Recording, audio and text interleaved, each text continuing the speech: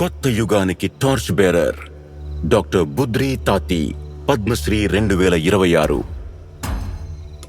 వారు అంటారు, చీకటిని చీల్చుకుంటూ వెళితేనే వెలుగు ఉద్భవిస్తుందని. బుద్రి తాతి సరిగ్గా ఆ వెలుగే అయ్యారు.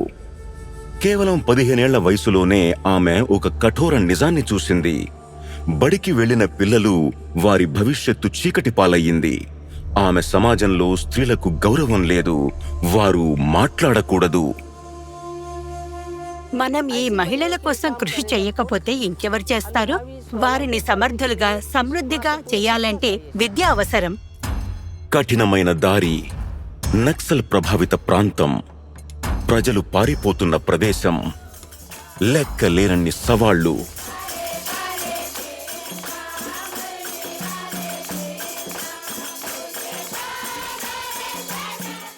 ఆకలి దప్పికల గురించి చింతించక మైళ్ళు నడిచింది. గ్రామం నుండి గ్రామానికి వివరిస్తూ, స్ఫూర్తినిస్తూ ఆమె ప్రజలతో మాట్లాడింది. పిల్లలను ప్రోత్సహించింది, తల్లిదండ్రులకు ప్రేరణనిచ్చింది.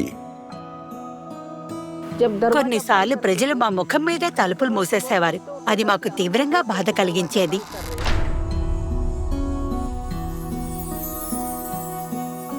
కాలక్రమేణా ఆ మూసి ఉన్న తలుపులు తెరుచుకున్నాయి. 90వ దశకంలో నేను పిల్లల కోసం ఒక చిన్న స్కూల్ ప్రారంభించాను. ధైర్యం తన స్వరాన్ని కనుగొంది. ఆమె బస్తర్లోని వివిధ జిల్లాల మహిళలను ఒక చోట చేర్చారు. ఆమె మాకు కుట్టుపని నేర్పించారు. ఈరోజు ఎంతో మంది మహిళలు జీవనోపాధి పొందారు. సంస్కృతి మళ్లీ కళకళలాడసాగింది. ఒకప్పుడు ఆమెను తిరస్కరించిన అదే సమాజం చివరికి ఆమెను ఆదరించింది. కాని బుద్రి తాతి విషయానికొస్తే ఆమెకు ఎల్లప్పుడూ అత్యంత గొప్ప ప్రతిఫలం పిల్లల చిరునవ్వులే, విద్య వైపు వారి అడుగులే. వారికి ఆమె నేడు ప్రజలు ప్రతి రంగంలోనూ ఉన్నారు. వేలాది మంది పిల్లలు చదువుకుంటున్నారు. ఇది ఒక బుద్రి తాతి చేసిన పని మాత్రమే కాదు, మారుమూల అడవుల నుంచి ఒకరిని గుర్తించి వెలుగులోకి తీసుకురావడం. అదే గౌరవం, అదే ఆత్మగౌరవం. అది ఒక ప్రగాఢమైన ప్రయోజన భావనాన్ని కలిగిస్తుంది. అదేమిటంటే ఎక్కడో ఒక చోట ఏదో ఒక విధంగా సమాజానికి మనం. డాక్టర్ బుద్రి తాతి, పద్మశ్రీ 2026. 100 కోటి వందనాలు.